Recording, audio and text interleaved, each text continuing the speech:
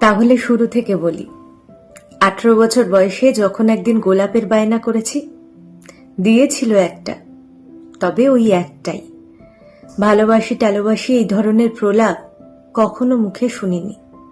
আমার প্রিয় ফুল, আমার প্রিয় রং, আমার প্রিয় গান, এ সমস্ত কোনোদিন জানার চেষ্টা করেনি। এসব তার কাছে ভীষণ আদিক্ষেতা। যখনই যত্ন করে সেজে গুজে সামনে গিয়ে দাঁড়িয়েছি, ওর চোখে আলাদা করে কোনো প্রভাব ফেলতে পারিনি। এখানেও আমি ব্যর্থ। আর আমার কাব্য শুনে বলবে, লিখতে হলে জীবনের বাস্তব কিছু নিয়ে লেখো।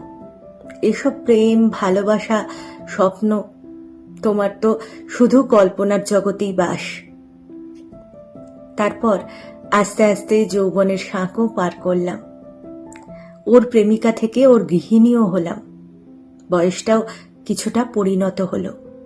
এতদিনে সেই গোলাপটিও আমার ডায়েরির দুপাতার ভাঁজে রস কষ শুকিয়েছে। তাহলে কিভাবে এতগুলো বছর আমাদের হাসি মুখে কেটে গেল, সে কথাও বলছি। দাম্পত্য যাপনে যখন কখনো সংসারের কারুর কাছ থেকে তাচ্ছিল্য এসেছে আমার দিকে, সেভাবে হয়তো প্রতিবাদ করেনি, তবে ওর কপালে দেখেছি অস্বস্তির ভাঁজ পড়েছে। আমার জন্য খুঁজেছে নতুন বাসা। এক সময়ে অপ্রাপ্তিগুলো ইট, বালি, সিমেন্টের তলায় চাপা দিয়ে ইমারত গড়ে দিয়েছে, যার ডাকনাম বাড়ি। সাজিয়ে দিয়েছে সংসার, বাগান, সুগন্ধ। কোনো বাধ্যতায় না বেঁধে দিয়েছে মাথা তুলে স্বাধীনভাবে বাঁচার আনন্দ। ভালোবাসা কি, এই নিয়ে আমাদের উত্তর প্রত্যুত্তরের শেষ নেই।